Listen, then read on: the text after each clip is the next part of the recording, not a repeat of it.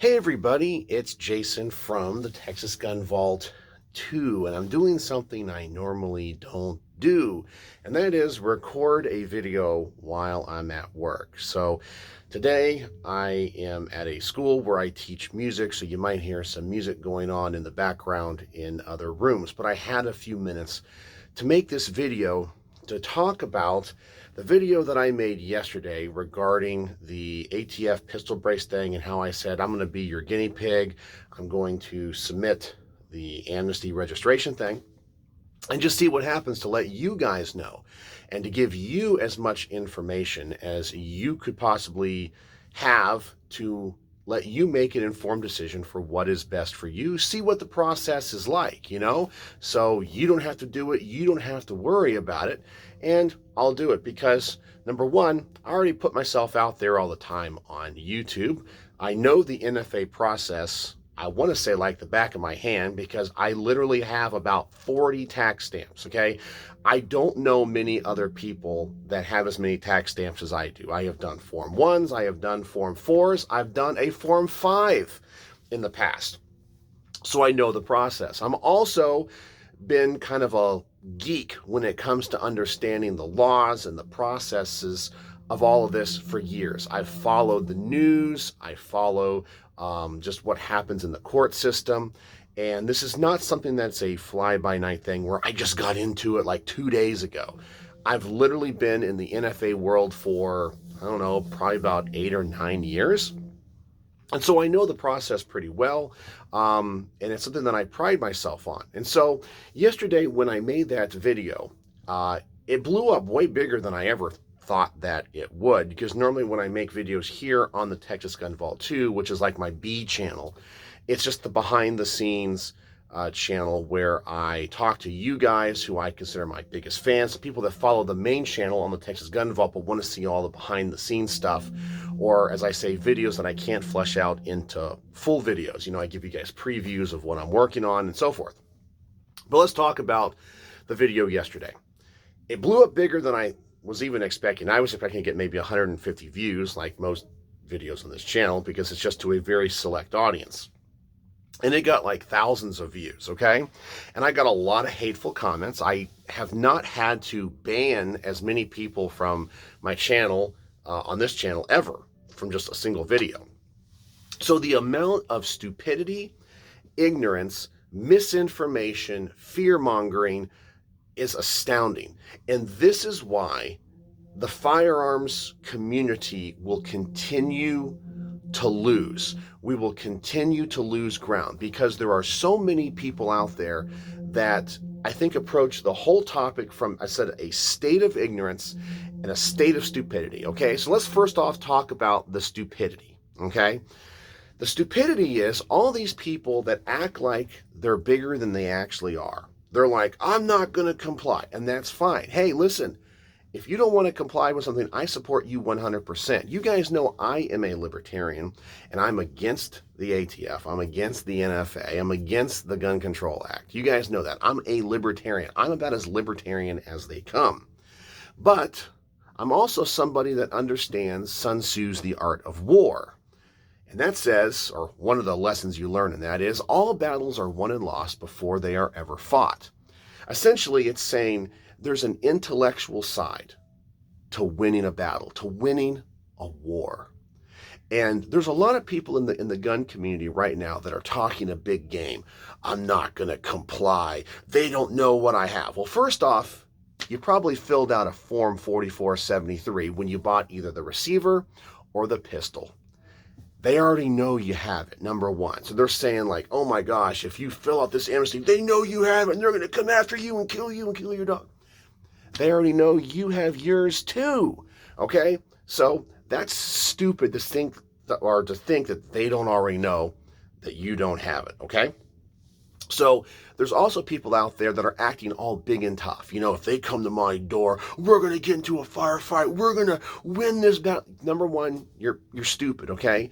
There are people that go into battle And I guess they just want to die for their country, okay? That doesn't help your cause. If you're the first person out in the battlefield and you go out and you have no idea the lay of the land, you don't understand your enemy, you don't understand truly what you're fighting for, you don't understand the bigger picture, all you are is cannon fodder. Okay, so all these people that are going out there and saying, that I'm doing this the wrong way. I'm just saying I'm doing it for myself and for the information. I'm one person of literally tens of millions of people. So if I fill this out just to see what happens, okay, which by the way, I personally don't think it's a trap. It's not affecting the greater gun world in any way. It's not infringing upon you to make the decision to do what you want to do with your own personal property. Okay? That's number one. Okay? So all these people that are talking big and saying, I'm going to fight, you ain't going to do anything. If the ATF actually showed up at your door, you're going to sit there, do whatever they say, and you're going to cry like a little bitch. That's what's going to happen. Most of you guys are that way. You talk big because you feel like you're behind a screen and a keyboard and you're watching your favorite gun channels who like to talk big and fearmonger as well. Okay? So that's the stupidity. Now let's talk about the ignorance. So a lot of people throughout this entire process have been completely ignorant of the fact. And I love how they try to talk to me because they learned something 5 minutes ago from some YouTube channel and they're trying to tell me about the NFA process or what a Form 4 is or what a Form 1 is or how it works. Or my favorite yesterday was, have you even heard of what the National Registry is? Yeah, because I follow politics. I'm a politico. That's what I do. I follow all this stuff, not just the rulemakings of the ATF, but other entities within the government. So people act like I have no idea what I'm talking about.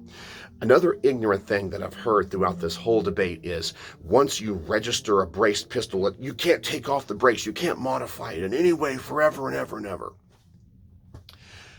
Once it's registered as an SBR, you can change anything you want on it. It's no different than filing a Form 1 on a pistol before or a receiver or a rifle before. So once it's registered as a short-barreled rifle, you can put a stock on it. You can change the stock out. You can put a brace on it. You can take everything off of it if you want. The only thing that matters is that the receiver is registered. That is it. You can change the barrel length. You can change the caliber. It doesn't matter. So there is no special category that is being added to the NFA for these braced pistols. That is complete ignorance on people to think that's what it is. So all because one person speculates at one time, then everyone else believes it. And then you go around talking on gun channels or comment sections, you make yourself look like an idiot. So what do you think the public perceives here? Number one, they see a bunch of idiots out there that are saying that they're going to resist and all that. That's fine. You know what? People that truly resist and don't comply don't go on YouTube channels and say they're going to resist and not comply. They keep their mouth shut. So I know there's people out there, and I support them 110%, that are not going to comply. But you know what they're not going to do? They're not going to go out there and tell everyone they're not going to comply. They're just not going to say anything. Okay? So number one, once it's registered as an SBR, you can change it to a stock. Okay? So the whole thing when people say the only reason that they want pictures is to confirm that you have it and that it's a pistol and you can never change it again. That's a lie too. I have filled out Form 1s in the past, years ago, before any of this stuff ever happened. And I have been contacted by the NFA branch with a question saying, hey, you registered this. I can even tell you the gun it was the first time. It was a Colt 9mm carbine. So it's a 9mm AR-15, and it was originally a 16-inch barreled gun. And I was going to register it and buy a 10.5-inch one. I wanted to make one like a Colt SMG. And so I filled out the Form 1, and they emailed me and said, hey, we don't have this particular model in our system. Could you send us a picture of the receiver and the engraving? Yeah, okay, no problem. I emailed them the picture, and literally my form was approved about an hour later. It was that quick. So the reason that they want pictures is because most likely they want to confirm that what you have actually has a brace on it and that you're not turning another rifle into a short-barreled rifle and circumventing what this rule is supposed to be. But they also know a whole bunch of you have never done this process before and are honestly idiots. So they just got to confirm that it has on the markings on the gun what it says it does, because most people aren't the gun geeks like I am that have 40 tax stamps. Okay, so they just want to confirm. That's honestly what it is. Submitting pictures with Form 1s and Form 4s is nothing new and nothing special or different. Now let's talk about this thing that blew up in the comments. Oh my gosh, if they don't approve you within 88 days, you're a felon. They're going to come and kill your dog and burn down your house and confiscate the gun. No, they're not. It's the same background check that gets done when you go and fill out a firearm, or a 4473 to buy a firearm at your local gun store for a Title I firearm. And the process starts on that when they do the background check, not when you submit the form. So people are acting like this is something special. They're like, oh my God, if the form is not approved in 88 days, it gets automatically denied. No, it doesn't. That'd be stupid, because we have Form 1s and Form 4s all the time that often take over a year to process. It's from when the examiner finally gets around to looking at yours, a year after you submitted it. And then they plug everything into the system, and it's only if you get a delay. So for example, I've never gotten a delay. So when I have done a background check to buy a firearm or to get my LTC or whatever, it always comes back clear. Okay, so if it comes back clear, you don't have to worry about the 88 days at all. If it comes back delayed, most of the time, which is a very, very, very small portion of delays, it will get most processes, it's a very small amount of people get a delay. And of those, most of them are cleared within 3 days. So very rarely is there no action taken. And there have been times in the past that I've heard that with Form 1s and Form 4s, and this is years ago, that for some reason somebody gets a delay and the FBI doesn't contact the ATF again. After a certain amount of time, they purge it from the system and just say, hey, we got to start the process over again. It's just an auto deny. I've gotten disapprovals on forms before because I have made typographical errors, or I put a 0 instead of the letter O in a serial number. They deny it. And so when you get this big thing with a stamped disapproval on the form, it doesn't mean they're coming to arrest you and they're going to come confiscate your gun. They're like, hey, you screwed up the paperwork. All the dots have to be on the I's. All the T's have to be crossed. Resubmit the thing. It's just paperwork. It's just procedural paperwork. So the 88 days thing is bunk. So just because you guys saw somebody interviewing an ATF officer, and by the way, they don't know everything, just because they say that doesn't mean that's the way it is. This process is no different than the standard NFA process. So I just wanted to make this video. Stop being stupid and stop being ignorant, okay? Think before you speak. And don't believe everything you hear on the internet. Just because one person says it doesn't mean it's true. So that's what I wanted to say. So now I have to get back to my job and educate the next generation.